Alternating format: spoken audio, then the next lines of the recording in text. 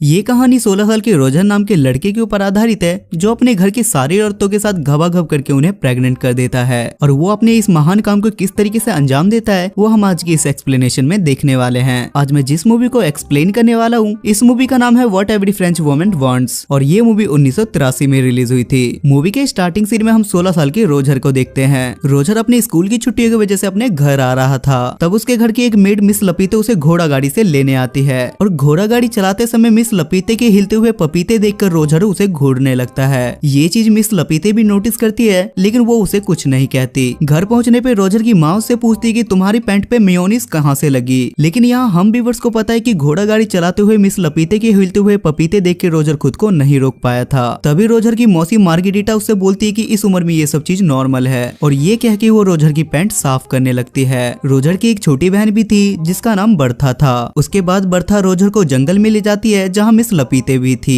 तभी लपीते रोजर के सामने ही साइड में जाके हल्की होने लगती है और ये देखकर रोजर की आंखें बाहर आ जाती है। उसके बाद रोजर को किसी की चिल्लाने की आवाजें सुनाई देती है और जब रोजर वहाँ पे देखने के लिए जाता है तो वहाँ उसे उसी के घर की एक मेड उर्सिला किसी और के साथ जंगल में मंगल करती हुई दिखाई देती है। जिसके बाद रोजर वहाँ से भाग जाता है क्योंकि उसे लगता है कि वो एक गलत दुनिया में आ गया है। उसके बाद सीन स्विच होता है और हम पूरी फैमिली को एक साथ खाना खाते हुए देखते हैं, जहाँ हम व्यूअर्स को पता चलता है कि रोजर की माँ काफी ज्यादा स्ट्रिक्ट है। शाम को रोजर जब सोने की कोशिश कर रहा था तो उसे बाहर से कुछ आवाजें सुनाई देती है और जब वो कमरे से बाहर आता है तो वो देखता है कि एक नौकरानी घोड़ी बन के खड़ी है और कोई उसके पीछे से बजा रहा है। ये देखने के बाद रोजर की फटके चार हो जाती है और रोजर वापस सोने के लिए चला जाता है और बिस्तर में उसकी छोटी बहन बर्था छुपी हुई थी। तब बर्था उसे बताती है कि मिस लपीते ने मुझे बताया कि हमारी मासी मार्गेरिटा अभी भी वर्जिन है, जिस पर रोजर उसे पूछता है कि वो अभी तक वर्जिन क्यों है, जिस पे बर्था उसे बताती है कि उन्हें मर्दों से डर लगता है और इसलिए उन्होंने अभी तक शादी नहीं की है। तभी वहाँ अचानक से नैनी केट आ जाती है और केट का काम बर्था का देखभाल करना था। बर्था के वहाँ से जाने के बाद केट रोजर का ब्लैंकेट हटाती है, जिस पर रोजर अचानक से डर जाता है क्योंकि रोजर का पप्पू खड़ा हो गया था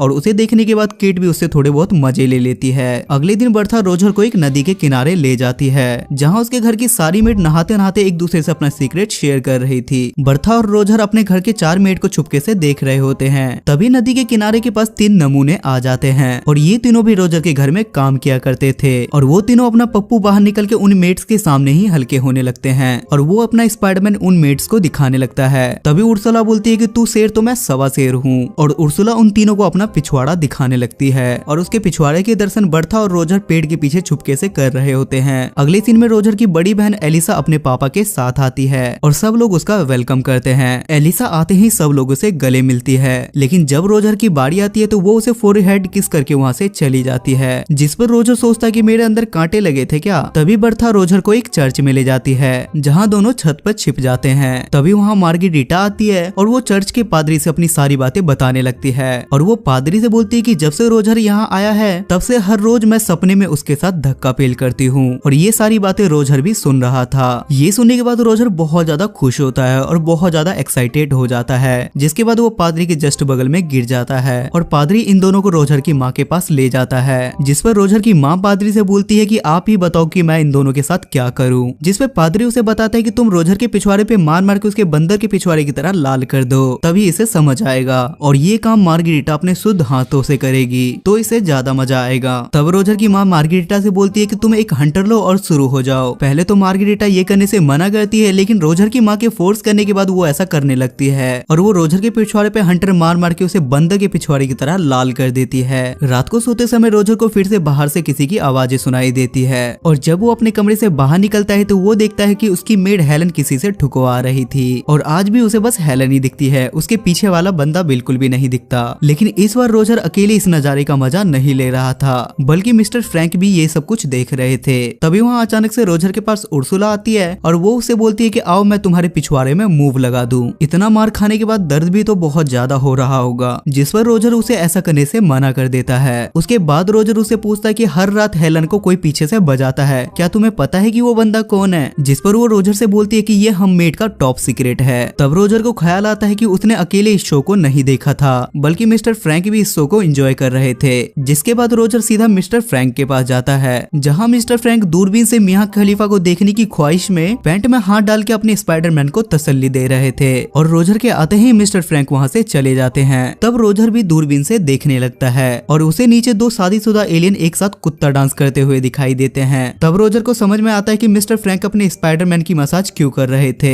अगले दिन रोजर को एक किताब मिलती है जिसमें द ग्रेट सनी लियोनी की कहानियां थी और रोजर उस किताब को बड़ी शिद्दत से छुपा लेता है और जाते वक्त उसे अपने मॉम डैड के कमरे में से घर घर खेलने की आवाजें सुनाई देती है और रोजर उसे लो वाली छेद से देखने लगता है। लेकिन तभी उसे पीछे से एलिसा का फियोंसे रोलांड उसे देख लेता है और वो रोजर को धप्पा कर देता है, जिस पर रोजर उससे रिक्वेस्ट करता है और बोलता है कि तुम प्लीज इस बात को किसी को मत बताना। इस बात पर रोलांड भी इस मौके का फायदा उठाता है और वो रोजर से अपनी गाड़ी साफ करवाता है। अगले दिन रोजर घोड़ा गोदाम में वही किताब पढ़ रहा होता है जिसमें सनी लियोनी की सफलता की कहानी लिखी हुई थी और वो पढ़ने के साथ साथ वो अपने पप्पू को भी मसाज दे रहा होता है। लेकिन तभी वहाँ अचानक से थारा भाई जोगिंदर का फ्रेंच वर्जन आ जाता है और वो मौका देखते के साथ ही हेलन को खिड़की में आधा अंदर और आधा बाहर फंसा देता है और वो बाहर जाके साइड से हेलन की गैलन में पानी भरने के लिए जाता है। तभी हेलन की नजर रोजर पे बढ़ती है और वो उससे हेल्प मांगने लगती है और जैसे ही रोजर उसकी मदद करने के लिए जाता है तो हेलन उसे बोलती है कि रुको जरा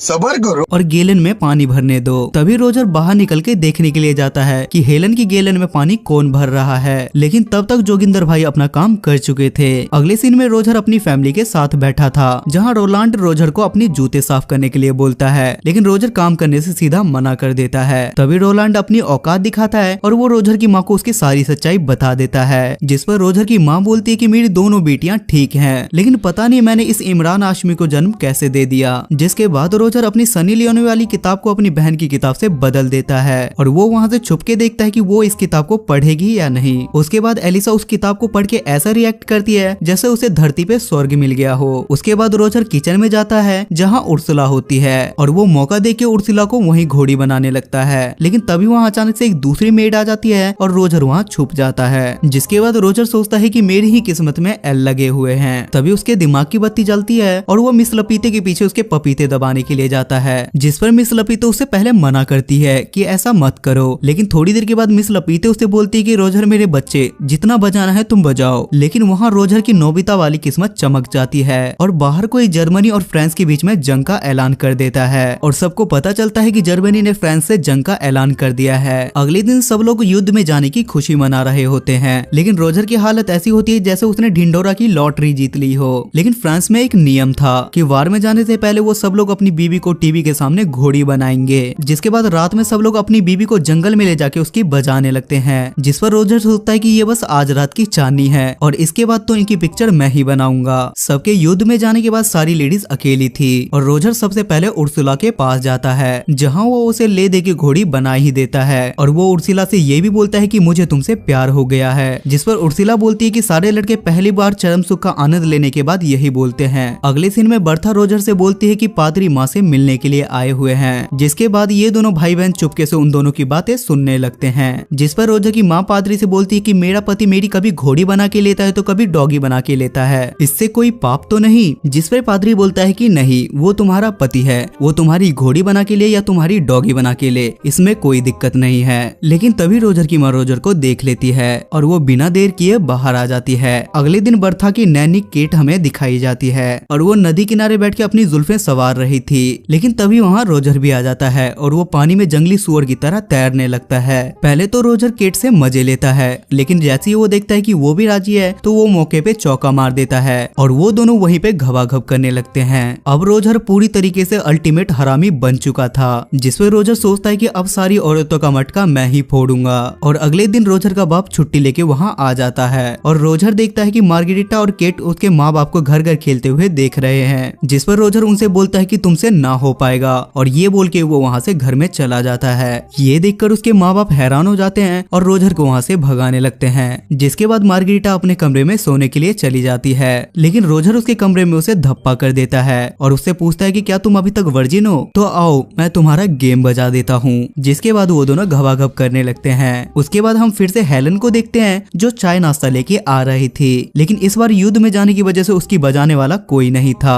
तभी वो रोजर के कमरे में जाती है और और रोजर उसे पीछे से पकड़ लेता है और वो उसे घोड़ी बना देता है। अगले दिन रोजर एलिसा के पास जाता है जहाँ वो घोड़ों को घास खिला रही थी, जिस पर रोजर उसे बोलता है कि आज मैं तेरी भी पिक्चर बनाऊंगा। पहले तो एलिसा उसे ऐसे करने से मना करती है, लेकिन थोड़ी देर बाद बोलती कि हाँ मेरी पिक्चर बनाओ और हाँ पिक्चर में मुझे घोड़ी का रोल देना, जिसके बाद रोजर उसे भी घोड़ी बना देता है। अब रोजर सारी औरतों के बीच पॉपुलर हो गया था और सारी औरतें बारी बारी उसके पास काम 25 करवाने के लिए आती थी। दिन बीतते जाते हैं और ये सिलसिला चलता रहता है। एक दिन एलिसा रोजर से बोलती है कि मैं प्रेग्नेंट हूँ। तभी रोजर देखता है कि रोलांड भी वापस आ गया है क्योंकि अब युद्ध खत्म हो चुका था। उर्सिला और मार्गरीटा भी उसे बोलती है कि मैं भी प्रेग्नेंट हूँ और ये सुनने के बाद रोजर के पैरों तले जमीन खिसक जाती है क्योंकि अगर उसके मॉम डैड को ये बात पता चली तो उसके मॉम डैड उसे नंगा करके सारी जगह घुमाएंगे। तभी रोजर उर्सुला से बोलता है कि एक नेल पॉलिश लेके आओ और वो उस नेल पॉलिश को एलिसा के बेड पे लगा देता है और बोलता है कि तुम कुछ भी करके रोलांड के साथ घबाघब कर लेना, जिससे रोलांड को लगे कि एलिसा अभी भी वर्जिन है। उसके बाद वो अपनी मासी से बोलता है कि आप फ्रैंक से शादी कर लो, वो आपको बहुत ज्यादा पसंद करता है और ये सुनने के बाद वो दोनों शादी के लिए मान जाते हैं। उसके बाद रोजर उर्सुला के पास जाता है और उसे शादी के लिए प्रपोज करता है, लेकिन उर्सुला उसे मना कर देती है क्योंकि वो पहले से किसी और को पसंद करती थी।